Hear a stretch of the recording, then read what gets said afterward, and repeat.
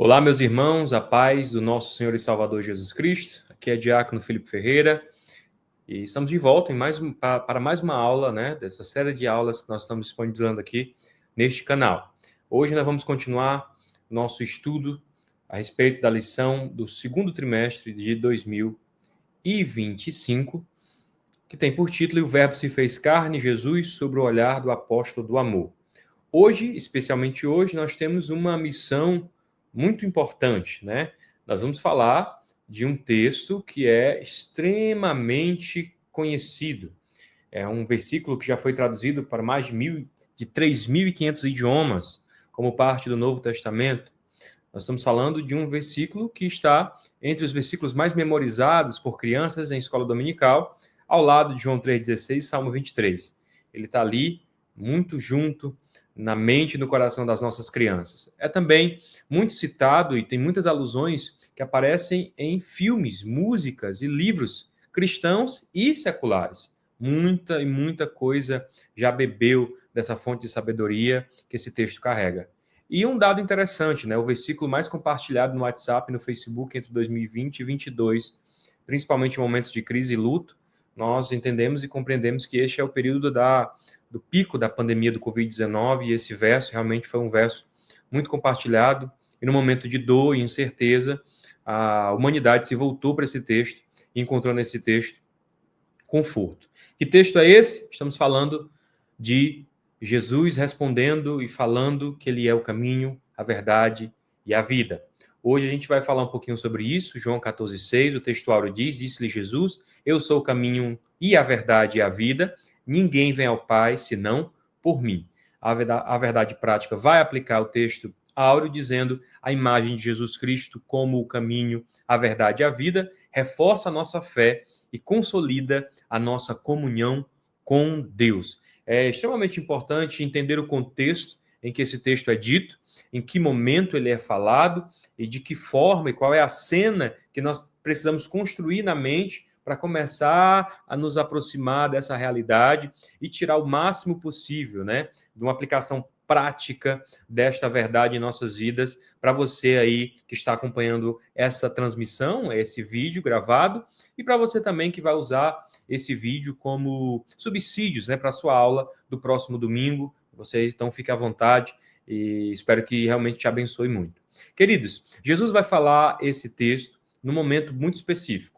Essa aula é a continuação da aula anterior, que fala sobre o lava-pés, Jesus está falando aqui, aliás, acabou de lavar os pés de seus discípulos, ele retorna para a mesa e pergunta aos discípulos se eles haviam entendido o que ele acabou de fazer, no sentido de lavar os pés dos discípulos. Então há um clima de tensão, eles estão no cenáculo, está todo reunido ali o rebanho, os discípulos de Jesus, todos os 12, e há um clima de muita tensão, porque Jesus está de fato prestes a iniciar o seu calvário, iniciar os seus momentos finais sobre a terra no seu ministério público, no momento em que nós vamos para o ápice do ministério de Jesus, que é a sua morte e a sua ressurreição.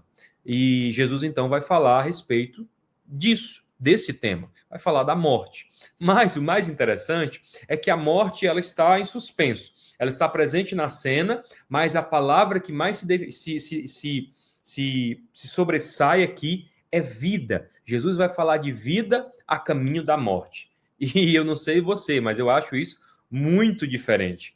E cabe um porquê. Por que Jesus vai falar da vida a caminho da morte? Bom, a palavra vida aqui, que Jesus está usando, a intenção dela, a etimologia, vem do grego zoe, que significa vida plena e eterna. Nós não estamos falando só de uma vida que existe, do fato de estar vivo, mas estamos falando de uma vida plena que aponta para a eternidade. Ou seja, quando Jesus diz, eu sou a vida, ele fala da vida verdadeira, que vem de Deus e que, principalmente, nunca acaba. Irmão Felipe, como é isso? Bom, antes da gente se aprofundar nessa temática, eu gosto sempre de definir uma coisa dizendo o que ela não é.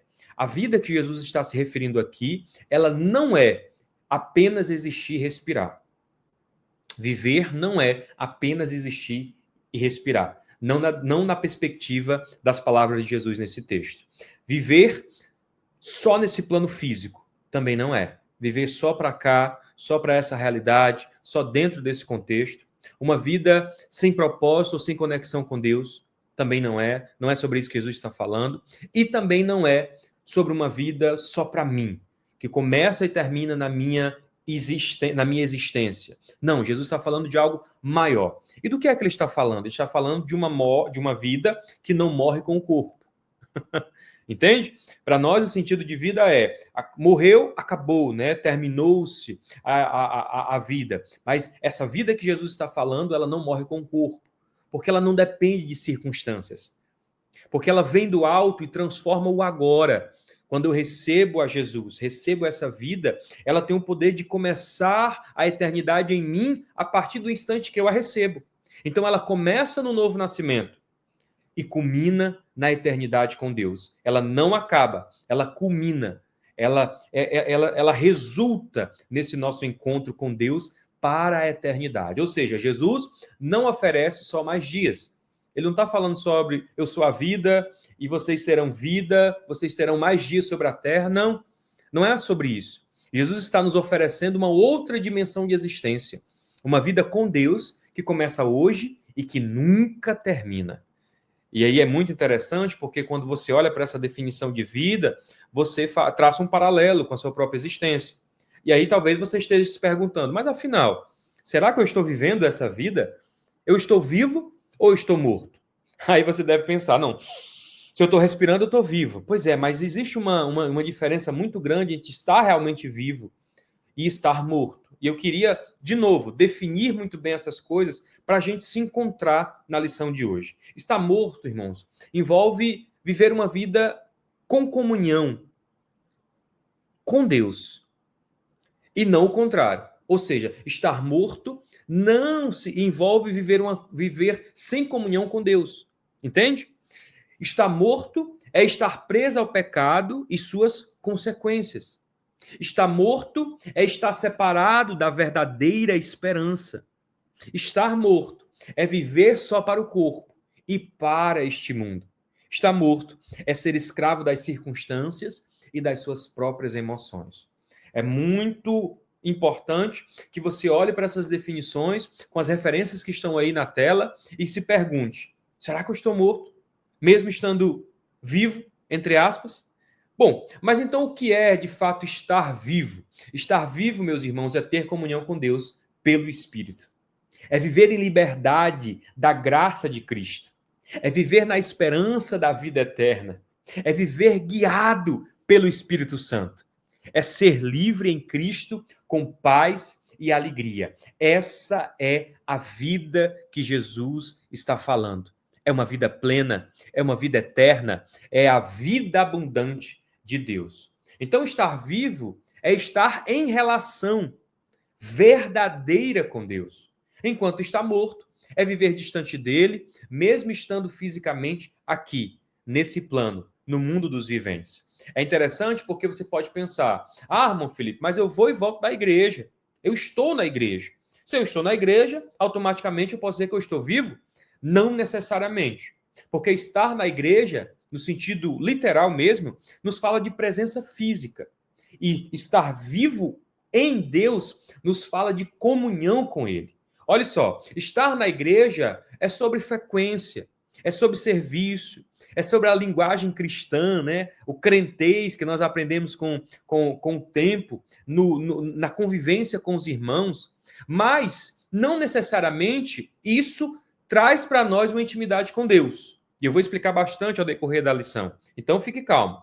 Eu não estou dizendo a você que não é sobre frequentar a igreja. Não é simplesmente sobre frequentar a igreja. Quando nós falamos de estar em comunhão viva com Deus, nós estamos falando em estar em uma relação verdadeira com Ele. E o que é uma relação verdadeira com Ele, irmão Felipe? É se relacionar com Deus por intermédio da fé, acreditando nele, escutando as suas palavras e, principalmente, irmãos, obedecendo. Quando eu tenho fé, quando eu escuto o que Deus está falando e obedeço às suas ordens e à sua direção, a minha vida é transformada. Então, continua isso se manifestando num fruto de uma comunhão real. Isso é, de fato, estar vivo, porque as aparências enganam. Viver é muito mais do que respirar e existir. Tem muita gente que parece que está viva, mas está morta há muito tempo. E não sou eu que estou dizendo, é a palavra quem nos diz. E aí você pode perguntar, irmão Felipe, por que isso é assim? Porque a vida verdadeira não depende só do corpo que respira, mas da conexão com Deus. Muitas pessoas acham que estão vivas, mas estão espiritualmente separadas de Deus. Por isso, estão em processo de morte espiritual. É um cadáver adiado, é um morto-vivo. Entende, irmãos? Quando a gente olha para Apocalipse 3:1, quando Jesus fala que, olha, ele se refere à igreja dizendo, você tem fama de estar viva, mas está morta, ele está dizendo, olha, você vive desta aparência, mas eu conheço as tuas obras. E eu digo para você, para todo mundo você pode parecer estar bem, viva, mas eu te digo, você está morta. Então, a gente traça o paralelo entre João 14,6 e Apocalipse 3:1. Em João 14,6, Jesus revela a fonte da vida eterna, da vida verdadeira, que é Ele mesmo. Só existe condição de estarmos vivos se estivermos com Ele. Ele é a fonte que emana a vida, que nos mantém nessa comunhão com Deus. Então, quando nós olhamos para Apocalipse 3:1, Jesus alerta sobre o perigo de ter só aparência de vida, mas estar espiritualmente morto. Não sei, viver de passado, viver de experiências passadas, de um passado, ainda que glorioso com Jesus, mas se perder ao longo do caminho. Então, essas duas declarações são de Jesus. E o mais interessante, né, uma curiosidade, ambas são registradas pelo apóstolo João. Então, a introdução da lição de hoje vai nos dizer o seguinte: a expressão eu sou o caminho, a verdade e a vida tem um significado especial para os cristãos em todo o mundo. Ela descreve de forma abrangente que o Senhor Jesus na realização da obra da salvação. Por isso, iremos estudar João 14, onde consideraremos as palavras encorajadoras e as promessas de Jesus contidas neste capítulo, bem como as dúvidas e incertezas que seus discípulos enfrentaram ao longo da jornada. Além disso, iremos explorar os 3 termos importantes do versículo 6, que é caminho, verdade e vida. Então, João 14,6 resume a missão redentora de Cristo, que é reconciliar o homem com Deus. Jesus veio para este fim. Jesus se entregou com essa intenção, ser o elo, ser a ponte entre o mundo daqueles que estavam mortos, condenados em seus pecados, para uma nova vida com Deus, um caminho de vida abundante e de vida eterna. Ou seja, o caminho, a verdade e a vida que restauram a nossa comunhão com Deus. E aí a gente vai começar o estudo de hoje falando um pouquinho sobre o consolo e a promessa do Senhor, o caminho, a verdade e a vida. Desde o evento do capítulo 13, quando Jesus se juntou aos discípulos e lavou os seus pés, proporcionando uma importante lição sobre liderança humilde, o seu discurso não se limitou a esse capítulo. Ou seja, Jesus continuou. O Senhor fez um discurso de despedida no capítulo 14, que se inicia ainda no capítulo 13, verso 31. Nesse discurso, ele confere consolo aos discípulos ao afirmar que, após a sua morte, não estariam sozinhos. No versículo 4, o Senhor diz que os discípulos sabiam para onde ele iria. No entanto, Tomé respondeu que não sabia e questionou: como podemos saber o caminho? Por isso, Jesus esclarece que ele é o caminho, a verdade e a vida, e ninguém pode chegar ao Pai senão por meio dele. Esta afirmação de Jesus revela que ele é o único meio de alcançar o Pai, é a verdade que o revela e representa, assim, a verdadeira vida de Deus. Irmãos, é muito interessante isso, porque nós estamos diante de um questionamento muito sincero aqui. O que acontece? Jesus está com seus discípulos, ele terminou de lavar os pés de todos eles, inclusive de Judas Iscariotes, vamos falar dele daqui a pouquinho, e Tomé se aproxima, né, ali, ouvindo o discurso de despedida. Jesus está falando, olha, eu vou morrer, vocês sabem bem que eu tenho falado a respeito disso, mas vocês sabem o caminho que eu vou para o Pai. E aí Tomé, então, com muita sinceridade, com muito temor, ele vai expressar que ele não entende aquilo. E ele vai dizer que ele não sabe o caminho. E ele verbaliza essa dúvida. Ele vai dizer, como é que nós sabemos para onde você vai? Nós não temos, Senhor. Nós não sabemos o caminho. Ele representa aqui o coração do homem natural. Tomé é esse retrato que precisa ver, tocar, entender com lógica. E eu não estou aqui julgando Tomé. Eu estou falando que o homem, seja Tomé, seja eu, seja você, temos essa predisposição de buscar racionalizar todas as coisas. Ou seja, Tomé não entendeu, porque ainda via Jesus como mestre que guiava ao caminho, como se Jesus estivesse apontando o caminho, quando na verdade ele não estava só apontando o caminho, porque ele é o próprio caminho. Então a fé é um caminho que se vê. Aliás, a fé não é um caminho que se vê, mas uma pessoa em quem se confia. Irmãos, isso é profundo. Isso é profundo porque se eu preciso ver, eu não preciso de fé. Vocês entendem? A fé é justamente aquilo que eu não vejo, mas acredito. Por quê? Porque eu posso não estar vendo o Senhor Jesus aqui agora, como você também aí pode não estar vendo, mas nós acreditamos, porque a fé não é um caminho que se vê, mas uma pessoa em quem se confia. Eu confio no meu Senhor e Salvador Jesus Cristo. Eu coloco os meus pés e debaixo dos meus pés, por fé, eu vejo o caminho se formar. Jesus, Deus põe o caminho. Isso revela que no reino, o caminho não é uma rota a seguir, mas uma pessoa a se conhecer. Não é sobre ir por um caminho, mas ir com ele no caminho, sendo ele o próprio trajeto, ou a própria jornada que nos levará até lá. Então Tomé representa muitos de nós.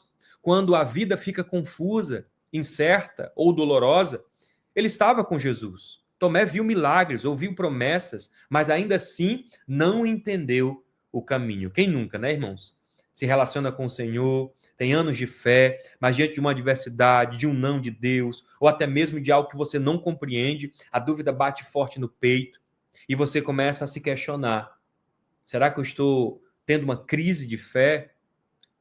Mas o que é que Tomé vai fazer? Na dúvida de Tomé, Jesus revelou a sua identidade com mais profundidade do que antes. Porque crer não é entender tudo, é se render a quem já viu o fim desde o começo. Tomé vai perguntar, meus irmãos. Tomé vai perguntar. E ele não se envergonha, porque ele sabe que diante do seu mestre, ele pode confiar até as dúvidas mais particulares do coração. Então Jesus vai realmente trazer uma palavra de consolo verdadeiro. E o consolo verdadeiro, meus irmãos, não está na ausência da dor, mas na certeza de destino e presença. Porque Jesus não chega para os seus discípulos e fala: olha, gente, eu vou morrer, mas vai dar certo, viu? Né? Não, irmãos. Não. Isso quem faz é o mundo. O mundo é que oferece esse otimismo vazio, esse sentimento de que vai melhorar, quando na verdade nós sabemos que não vai, não na perspectiva humana. Mas Jesus não. Jesus oferece verdadeiro consolo. Olha, eu vou para o Pai, mas eu sou o caminho, eu sou a verdade, eu sou a vida. Ou seja, ele oferece direção, caminho, ele oferece fundamento, verdade, ele oferece transformação, vida. Queridos, esse consolo é num cenário de angústia, e é evidente que Jesus estava angustiado. O nosso Senhor Jesus tinha plena consciência de que estava se aproximando da hora da sua entrega nas mãos dos homens. Em breve, seria crucificado, morto e, consequentemente, sepultado. Contudo, surpreendentemente, mesmo neste contexto de dor, Jesus dirigia-se aos seus discípulos com o intuito de confortá-los. Apesar da intensa pressão emocional e espiritual que enfrentava, ele revela que o sofrimento pelo qual iria passar traria o bem para todos. Assim sendo, aquilo que parecia uma derrota era, na verdade, uma vitória. Um fim trágico transformava-se num glorioso começo. Embora doloroso e angustiante, o caminho a seguir apontava para um cenário glorioso. Queridos, entenda, o consolo vai surgir justamente da parte de quem mais estava sofrendo e iria sofrer todas aquelas consequências que era se entregar aos homens para ser morto e crucificado. O que mais nos impressiona aqui é que o consolo não vem de quem está numa situação confortável. Não são os discípulos que consolam o mestre. Oh, Jesus, tu vai morrer, mas não, é o contrário. É o próprio Jesus que vai confortar o coração dos seus discípulos. E isso traz para nós que Jesus nos ensina que o verdadeiro amor não é autocentrado. Não. O consolo, mesmo quando o natural seria buscar o consolo, ele oferece consolo. E por que ele faz isso, irmãos? Porque a angústia de Jesus não era um sinal de fraqueza, mas de lucidez. Ele sabia exatamente o que viria e, mesmo assim, permaneceu e foi até o fim. A consciência do sofrimento não o fez recuar, mas reforçou a sua missão. Em Cristo, dor e propósito andam juntos. Só existe vitória porque existe luta.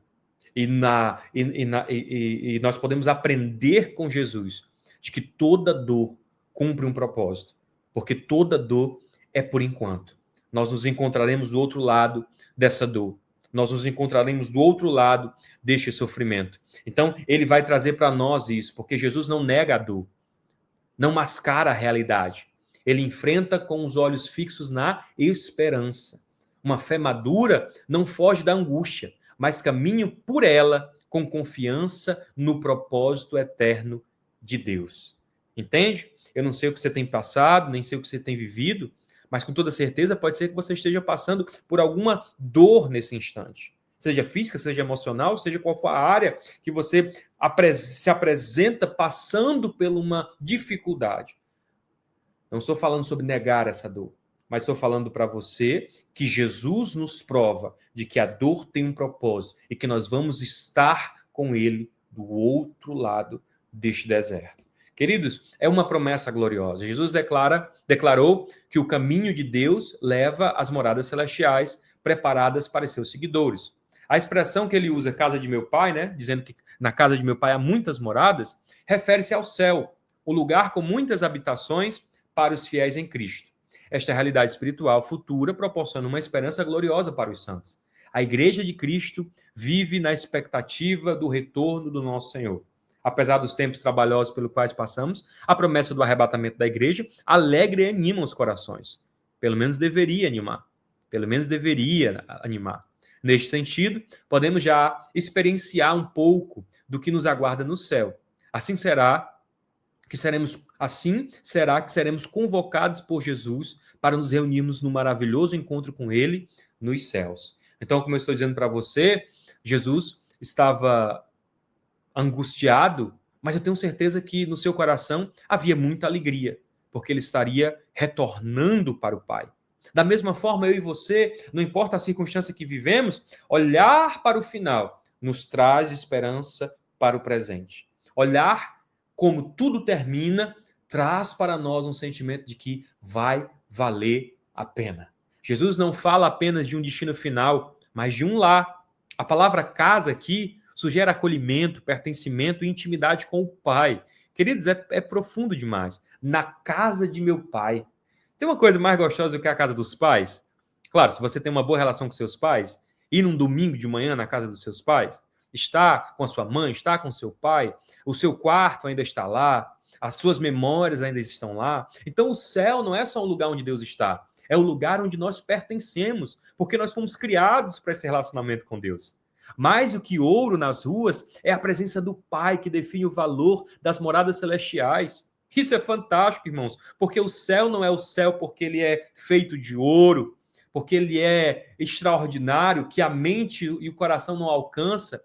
Não, o céu é o céu porque Deus está lá.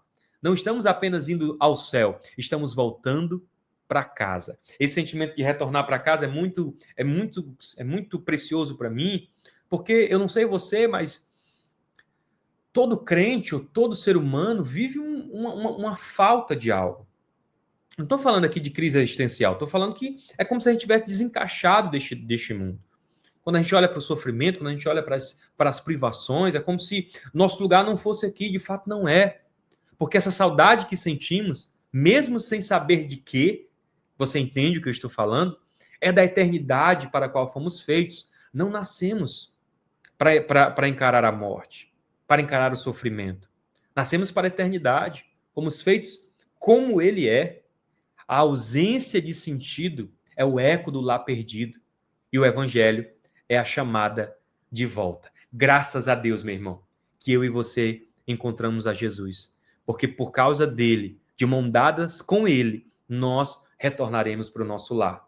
Então, são muitas as dúvidas, mas com toda certeza, todas elas são respondidas em Jesus. Então, vamos explorar esse ambiente de dúvida, porque o cenáculo ali, aquele momento, a última ceia do Senhor, era um espaço, irmãos, de muitas perguntas, de muitos questionamentos, todos eles, eu tenho certeza que todos eles, não havia um que não estivesse ali fazendo perguntas a respeito do que estava acontecendo. Então, a dúvida de Tomé. No versículo 5, encontra-se a incerteza do discípulo Tomé. Ele vai dizer, como podemos saber o caminho? Nesse evangelho, Tomé é retratado como um discípulo fiel, corajoso, que tinha um profundo amor por Jesus e teve a coragem de manifestar suas dúvidas. Este episódio ilustra que durante a nossa caminhada com Cristo não é incomum que surjam dúvidas. É natural, irmãos, é até esperado. Contudo, assim como Tomé recebeu de Jesus a resposta, eu sou o caminho, a verdade e a vida, também nós podemos ouvir estas palavras. Queridos, eu quero entrar num ponto aqui, na nossa lição, que talvez vá quebrar muitos paradigmas no seu coração. E eu peço a Deus que o Espírito Santo nos conduza nessa hora, porque eu não quero aqui ser o dono desta verdade.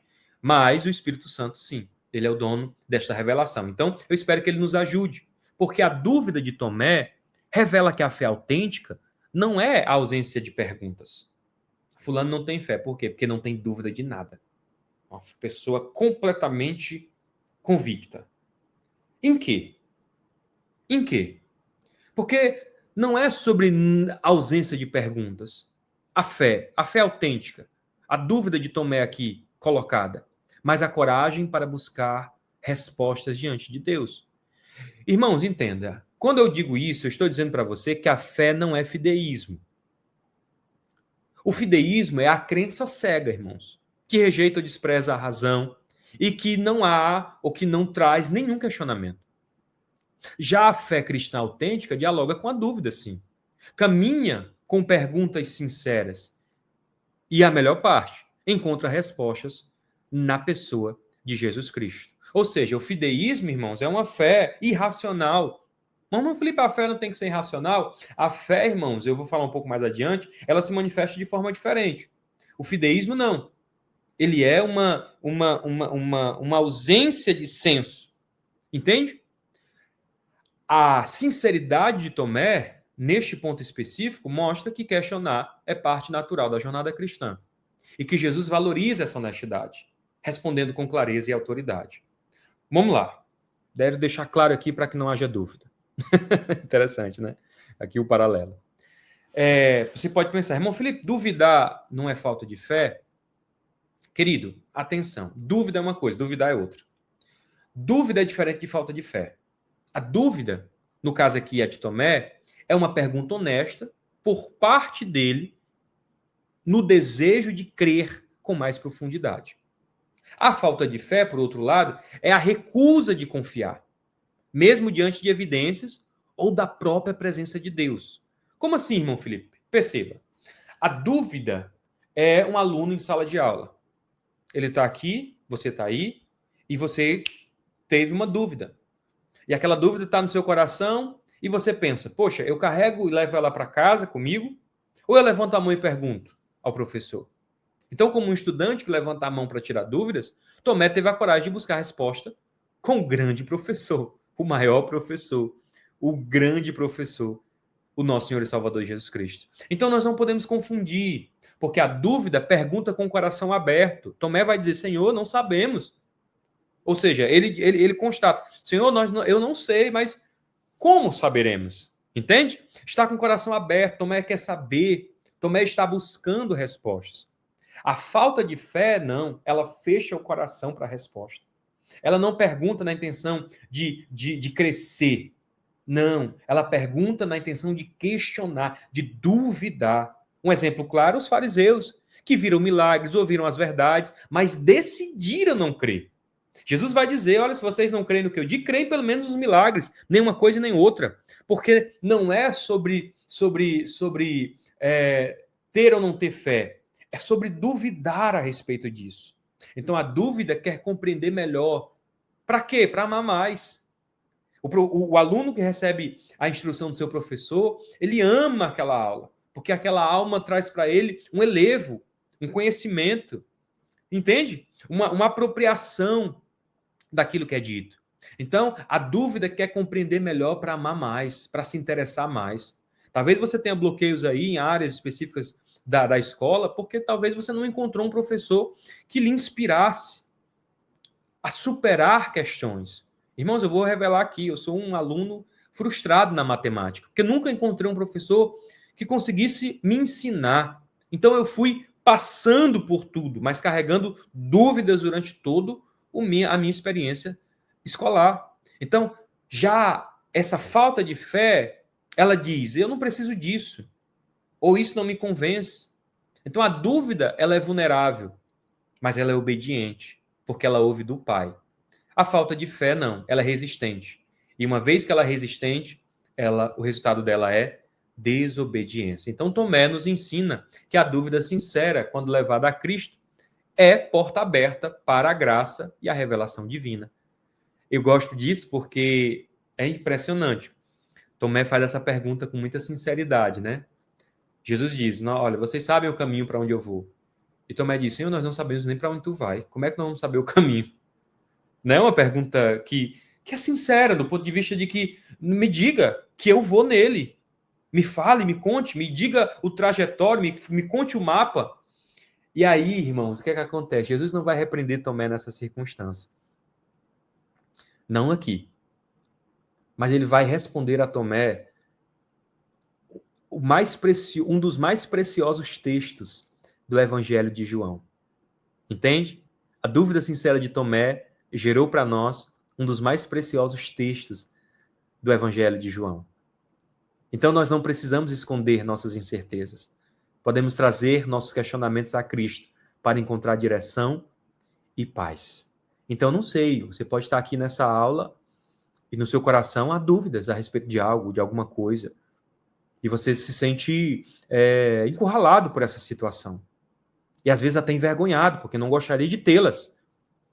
Mas eu quero encorajar você nesse dia para que você pergunte a Deus, pergunte ao Pai, pergunte ao Espírito Santo, pergunte ao nosso Senhor e Salvador Jesus Cristo. Queridos, eu tive várias questões durante a minha trajetória, da minha jornada de fé.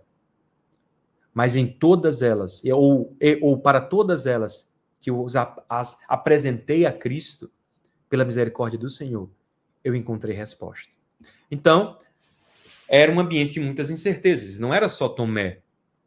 Haviam outros discípulos ali naquela mesma condição. Então, havia incertezas também na vida de Pedro e Filipe. O Evangelho de João revela que Pedro não compreendia totalmente sobre o lugar que Jesus mencionava para onde estava indo. Eu acho que nenhum deles a fundo entendia aquilo. No capítulo seguinte, Filipe pede a Cristo que lhe mostre o Pai.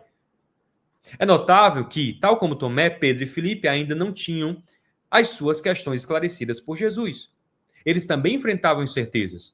Não somos diferentes deles. Certamente haverá momentos em que nos sentiremos semelhantes a Tomé, Pedro e Filipe. Oh, quantas vezes!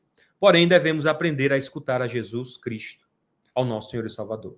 Então, vamos organizar as dúvidas aqui para ficar claro. Qual era a dúvida de cada um deles? Tomé, a dúvida era sobre como podemos saber o caminho. Essa dúvida, ela tem uma característica muito, muito interessante. Ela fala sobre um discípulo fiel, corajoso, que expressa as suas dúvidas na intenção de conhecer mais. Me diga o caminho, Senhor, que eu andarei nele. Já a dúvida de Pedro, ela é diferente, porque ele não compreendia para onde Jesus iria. E essa dúvida, ela já tem um outro sentido, porque demonstra uma ansiedade de Pedro, uma preocupação de Pedro a respeito do futuro. Se ele está aqui e amanhã ele não está, como é que vai ser daqui para frente? Entende? É um pensamento de projeção, tipo assim, meu Deus, como é que vai ser sem ele aqui? E já a dúvida de Filipe, que pede que Jesus mostre ao Pai, diz assim, Senhor, nos mostre o Pai e será suficiente? É uma característica também que fala de um desejo de conhecer a Deus diretamente. Mas entenda, irmãos, todas essas dúvidas, elas são nobres, porque essas dúvidas mostram que mesmo os seguidores mais próximos de Jesus enfrentam incertezas e perguntas profundas.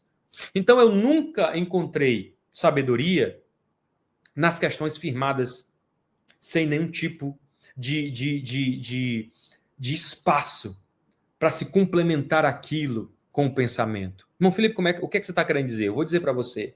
Nós vamos e passamos por situações semelhantes a essa. Podemos andar com ele, estar com ele, viver com ele e ainda assim precisarmos dele. E graças a Deus por isso.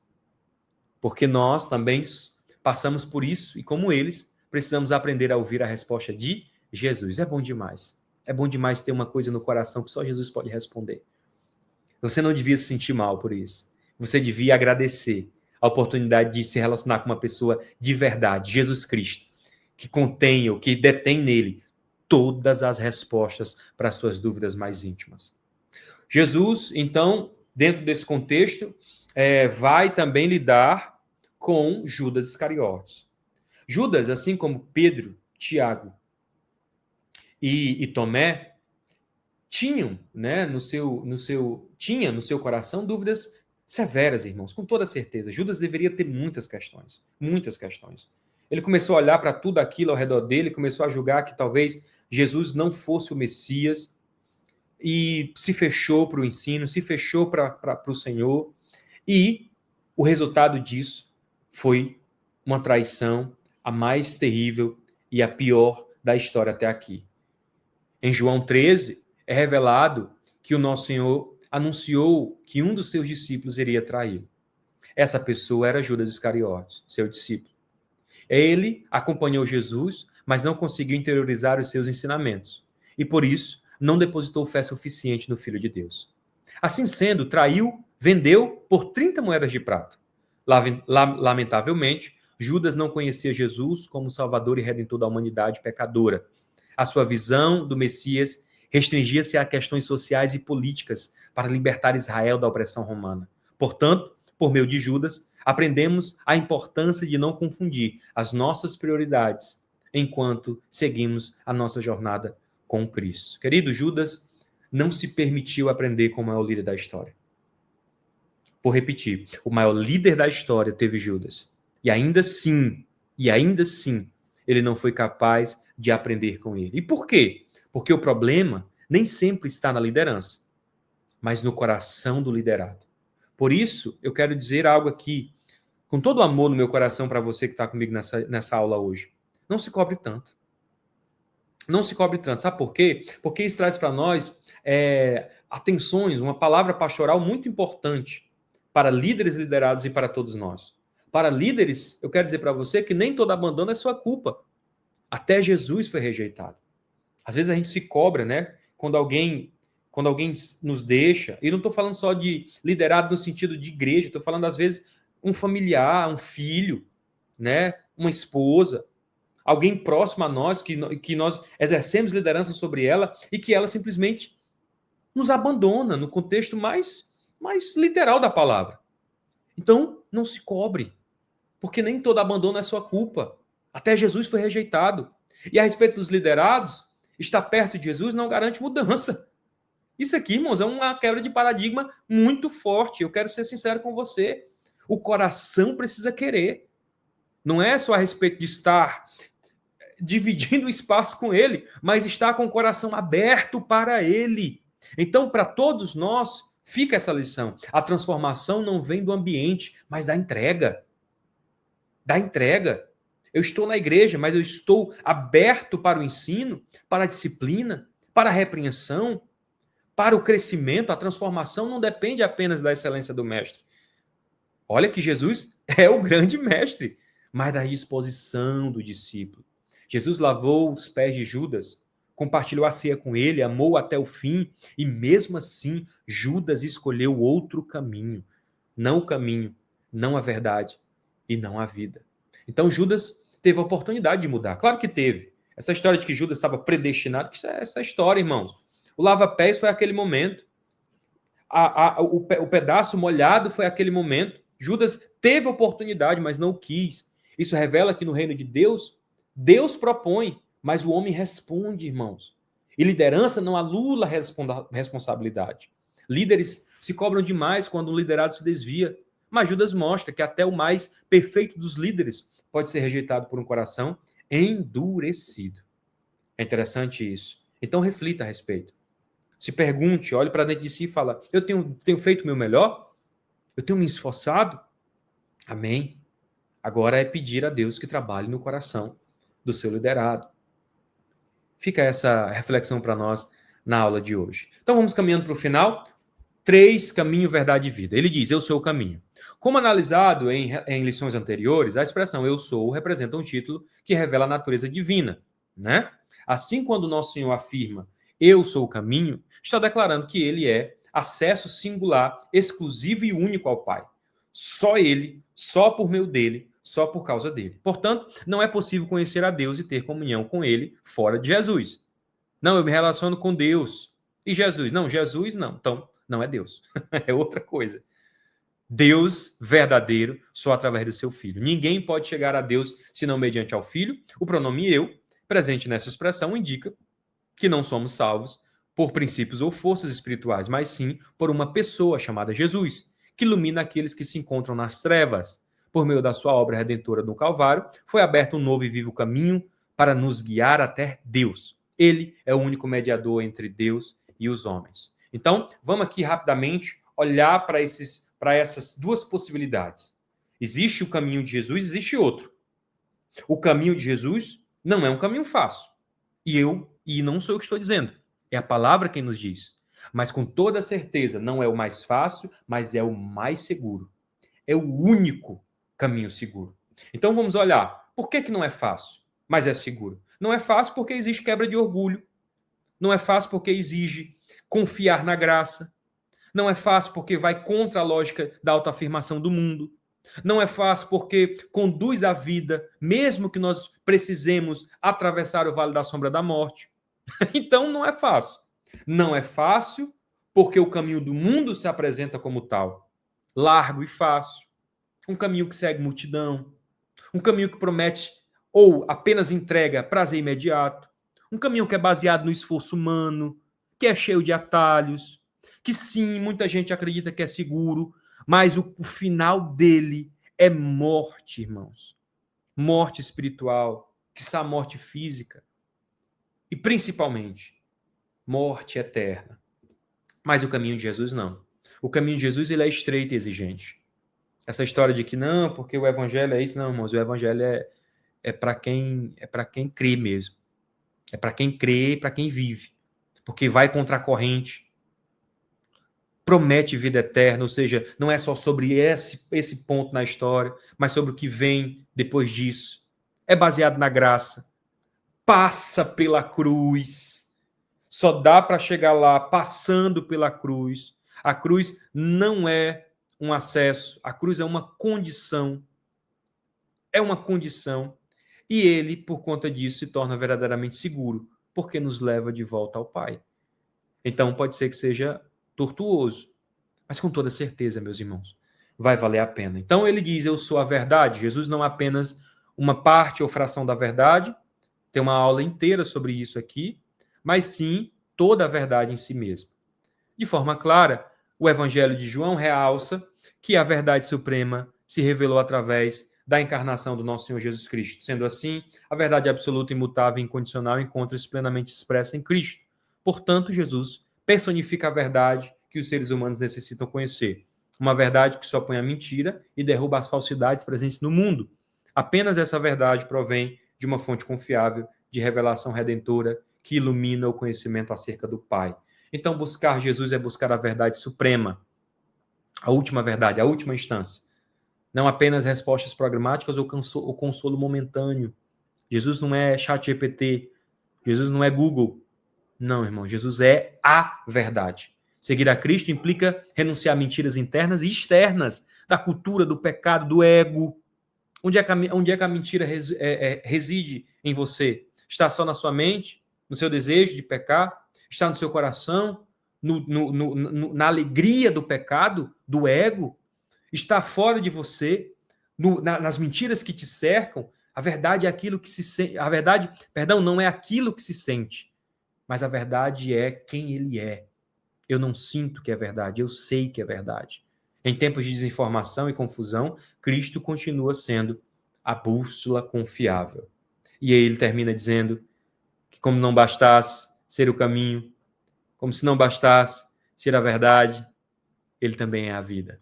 A vida mencionada aqui, começamos e vamos terminar falando dela, não diz respeito à existência física ou ao sopro vital, mas a vida de que se contrapõe à morte espiritual por meio da vida eterna concedida por Jesus. Refere-se à verdadeira vida espiritual obtida pela obra redentora realizada no Calvário. Essa realidade espiritual ocorre porque nosso Senhor possui uma vida em si mesmo. Ele é tanto a fonte como o doador da vida eterna. Ele é tanto a água como ele também é o poço. Então é maravilhoso entender isso. Então você não precisa apenas continuar vivendo, você precisa viver em Cristo. A vida eterna já começou para quem crê. A vida eterna não é um lugar que nós vamos. Para quem confia e acredita em Jesus Cristo, a vida eterna já começou. Não é uma espera, é uma experiência presente. Não é um ponto de chegada, é uma jornada até lá. Quando Cristo é a sua vida, nem a morte tem a palavra final. Recebe. Recebe isso. Eu me sinto morto. Jesus tem poder. Jesus tem poder. Então Jesus não veio melhorar a sua vida natural, mas dar uma vida completamente nova. Então vamos lá para um takeaways aqui, né? Fazer um fechamento sobre Eu Sou a Vida. Um resumo rápido e prático para a gente carregar essa informação conosco. Quem dá a vida, irmãos? Quem dá a vida é Jesus. Ele não apenas aponta o caminho para a vida eterna, ele é a própria vida. Tudo o que vive, vive por meio dele. Vive por ele. Então, quem dá a vida? Jesus. Como essa vida é dada? Por meio da cruz e da ressurreição. Jesus entrega essa vida ao pagar o preço da morte, vencendo o pecado. A vida vem por fé nele. Quando eu creio no seu sacrifício, quando eu creio em quem ele é, eu tenho acesso a essa vida. Então, por que ele dá essa vida? Poxa, se ela existe, se essa vida está disponível, por que ele o faz? Porque ele nos ama. Por amor. O propósito não é sobrevivência eterna, mas reconciliação com o Pai. Restauração plena e comunhão eterna. Não é só sobreviver eternamente, mas estar eternamente com Deus. Irmãos, acredite, vida eterna sem Deus é um problema, viu? Porque muita gente vai viver eternamente no inferno. Como todos que encontrarão a eternidade só faz sentido para os que creem, porque a eternidade é sobre se relacionar com Deus na eternidade. E o ser humano? O ser humano precisa crer, receber a vida e viver essa vida. A vida em Cristo não é um destino, é uma transformação presente, é deixar de apenas existir para viver com propósito. Então, se você só está existindo, comece a viver com propósito. Viver com propósito é encontrar a vida nas palavras de Jesus. Então, quem dá? Jesus a própria vida. Como dá? Pela cruz e com fé nele. Por que o faz? Por amor e para nos reconciliar com Deus. E nós? Nós recebemos pela fé e vivemos com propósito. Vamos concluir? Reconhecer Jesus como o caminho, a verdade e a vida oferece-nos a oportunidade de esclarecer as nossas dúvidas e incertezas. Ter o Senhor como o caminho, a verdade e a vida proporciona consolo nos momentos difíceis da vida. Através dele, podemos conhecer a Deus, experimentar a verdadeira liberdade e estar reconciliados em comunhão com ele. Então, quando tudo parecer incerto, lembre-se, o caminho, a verdade e a vida não são ideias, são uma pessoa, Jesus Cristo de Nazaré. Toda glória a Jesus, quero agradecer ao Senhor pela sua companhia até aqui. Tenho acompanhado quem tem assistido às nossas aulas. Quero agradecer você que com carinho dá like, comenta e compartilha esse vídeo.